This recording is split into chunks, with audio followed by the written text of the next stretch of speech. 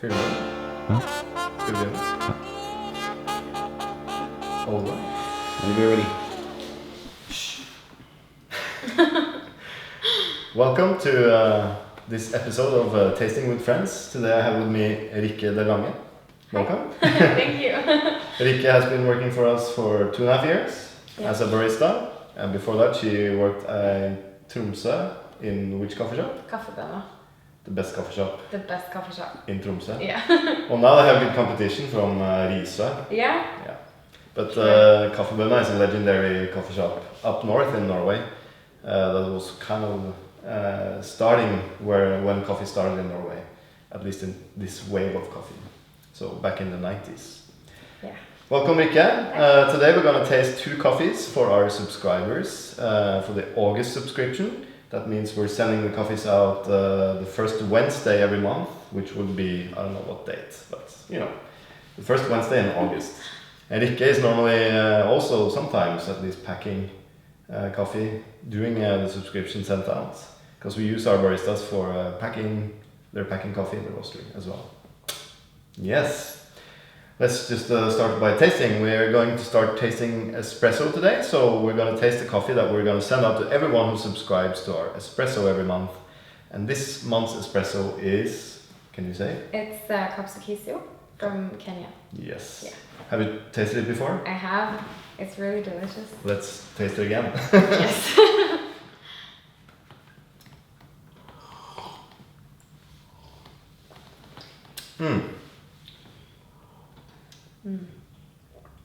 It's a bit cooled down, but that's the way you should drink it, right? Yes. Can you tell us why? We serve it tempered in the bar because we want, when it cools down a little bit, it doesn't taste as acidic. Yeah. It is a very acidic espresso, so it can be very intense and not as balanced. So we serve it in thick cups that steal a little bit of heat from the liquid, and the temperature sinks, and then you can taste the sweetness and all the fruitiness. It opens up more, basically. Yeah. Because especially with the lighter roast we do as espresso, you tend to get a lot of acidity, especially if you haven't extracted the coffee well. But if you extract it well, there's a lot of sweetness and fruitiness there. So, but with the kind of high acidity and the kind of bitter notes you get when coffee is hot, tastes really strange. But as it cools down, it'll taste really, really nice and fruity. So very, very important when you prepare this espresso to make sure you extract well. And maybe some tips on that maybe might be to go a little bit down on those. So we normally use a 20-gram filter in our shop, but you can go down to 19 grams on this because the coffee is quite dense. And also you could pull the shots a little bit longer maybe. So maybe 42 grams out if you want, because that makes sure you extract a little bit more. And make sure you grind fine enough. So what's the normal extraction times? We have this is running quite fast or short compared to any Southern or Central American coffee. So this is around it has been tasting good, even down to 25 seconds and up to 30. Yeah. We find after we change the roaster, we have a general, bigger window in general. Yeah. But it usually is the best around 27 to 30 seconds. Yeah. And let's say you brewed a Tamana espresso, which a lot of our subscribers have been receiving. Yeah. What kind of times would you aim for there? That would be above 30 in general. Sometimes good on 29, but that's the lowest that we've gone. Yeah. Yeah.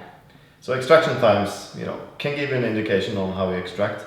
The Kenyan coffees are normally very soluble, so that's why we can extract faster, because it's easier to extract. But it really depends on your grinder, your machine, the filter basket you use, and the whole kind of setup. So depending on that setup, depends on the extraction time. But we're using a La Marzocco PB with 8 bars of pressure. We use old Robur grinders, and we have the VST baskets, which I highly recommend everyone who brews espresso use the VST baskets, because you're able to grind finer and extract more, which means the coffees will taste sweeter if they're roasted well. Yeah. Because if they're roasted very dark or underdeveloped, you basically just get more of the dark roast flavor or underdeveloped flavor. So you really need to roast the coffee well. This coffee is not roasted that much darker than our filter roasts. Actually, they're getting closer and closer after we change the roaster, so we can get more sweetness without having too much of that roasty flavors. Yeah. How do you compare this Kapsokisio espresso to when you brew it as an AeroPress, for instance? It's much more intense as an espresso. You get like it's proper punch. It's really bright, and you get like super like all the fruity notes very like detailed in the espresso. Yeah. And in a filter coffee, it's a little bit milder, a little bit more accessible, I guess.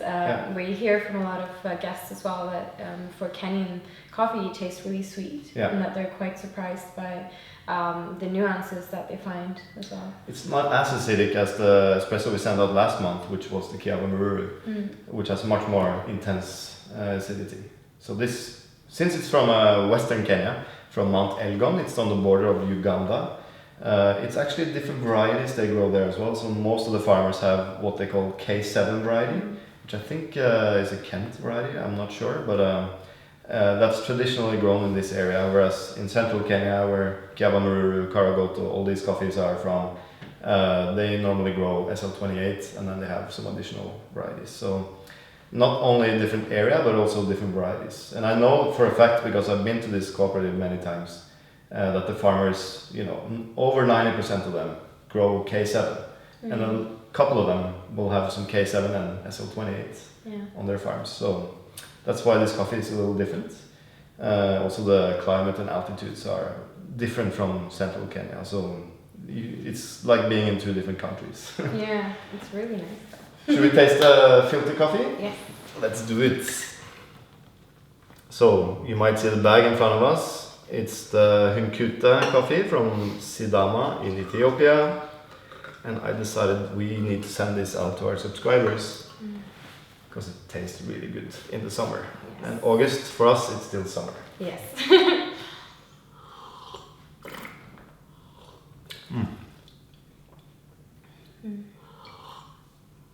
Like coming from an intense fruity Kenyan espresso to a light roasted Sidama coffee from Hunkute, it's like drinking tea. Yeah, it really is. It's so floral. It's really light. A bit more peachy maybe than before. Before it was more like this limoncello, kind of very citric. Yes. But we found that with the new roaster, we're able to develop the coffee a little bit better, although it's lightly roasted.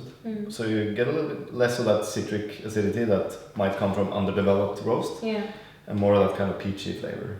Yeah, I can definitely feel the difference from last year. Yeah. It's very cool. Yeah, and it's also a fresher, like last year we released this coffee quite late, and it tends to open up a little bit. This year we decided to release it as it arrived, basically because we didn't have any coffees around, but also to show how the coffee can taste like when it's fresher. And hopefully we'll be having this coffee for a while so you can see the development. But also with this I feel, how do you serve this in the store? Like what kind of customers like these coffees? Everyone. Ethiopians and Kenyans are generally a favorite amongst our guests. Yeah.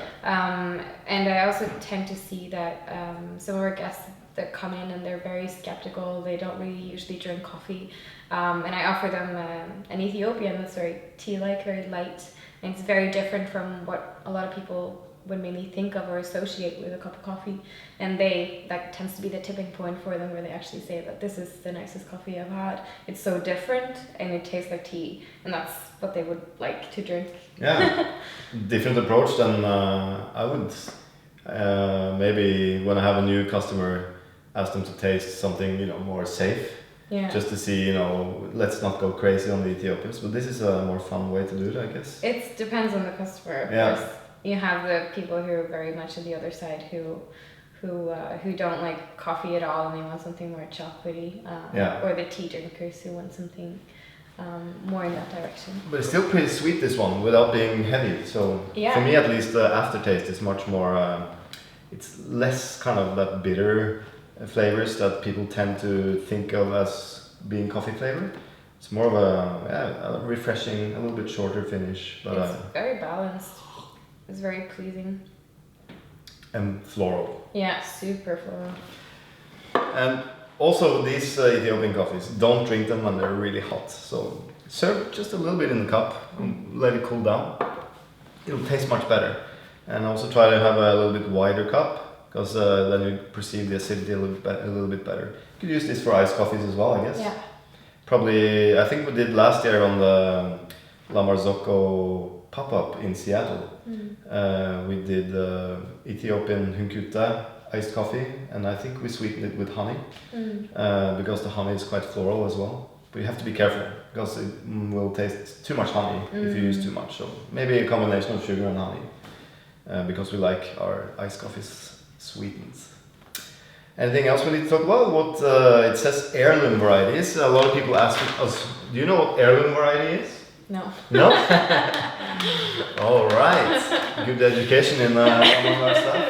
But heirloom variety doesn't really mean anything. It means something that's always been there, I guess. So let's say you go to a food market in the US and you can buy heirloom tomatoes. You'll normally find a bunch of different looking tomatoes. Like some are purple, some are green, some are yellow, some are red, some different sizes, some have stripes. That's what they call heirloom tomatoes. And it's basically what it means here in Ethiopia is that in the Sidama region, this is a coffee that maybe 500 farmers delivered and sold coffee cherries to the cooperative. And then they would process it in one batch, just like in Kenya. And these farmers might have planted, some planted coffee in the 70s, some in the 80s, some in the 90s, and so on. And at different times, the seeds that were available would be different. And a lot of them would, just be traditional seeds that grew wild somewhere in the area. So that's why we call it heirloom, because it's a mix of many different seeds. And if you look at if you're really geeky and you want to taste different flavors in this coffee, you could actually separate different screen size of the beans. So you could see some long beans in there, some small round beans. You just separate those and make an AeroPress, for instance, on each and every one of them, and they will taste quite different. Cool. So you can even see in the area, if you go from one factory to another, just by looking at the coffee laying on the drying tables, they just look very different. And that's why we call it heirloom, because it's difficult to know exactly what it is. And each area in Ethiopia will have different kind of land races varieties or cultivars that they call it. I'm not sure if it still is, but it used to be illegal to bring seeds from Sidama to Agaro, for instance, because they're kind of protecting the traditional varieties. Cool. In the future, I guess this will travel around, so hopefully we will keep the diversity of coffee in Ethiopia, because there's people think there's over 2,000 different varieties growing there, because that's where coffee came from. Whereas in the rest of the world, we just have around 800 growing varieties of Arabica. So that's also why it's so unique and tasting delicious. Nice. Any brewing tips on this? I would recommend, actually this one, normally for African coffees we go a little bit coarser, but for this one we've had to go a lot finer. So we're grinding this quite a lot finer than all the other coffees that we have right now. And the problem is maybe the roasts, because of the different screen sizes. It's difficult to develop all the beans the same. So we want to start screening them differently in the future, but for now we haven't been able to. When we do that with, for instance, Finca Tamana, we have different screen size, and they will taste good.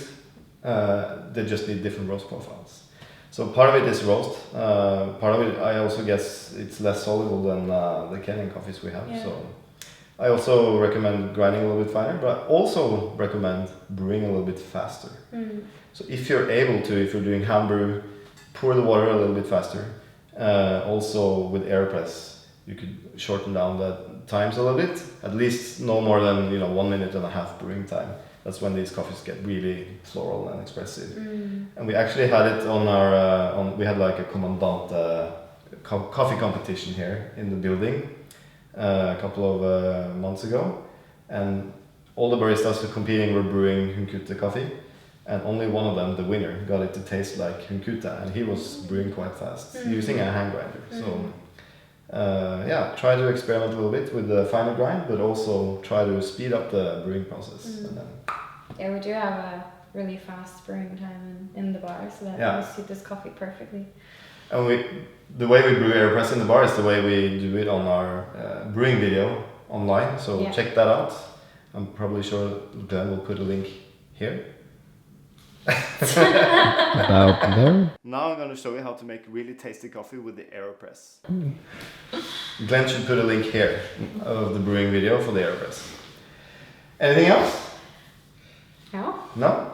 I hope you enjoy the coffees and see you next time. Thank you, Rikke, for being here. Thank you for having me. Ciao.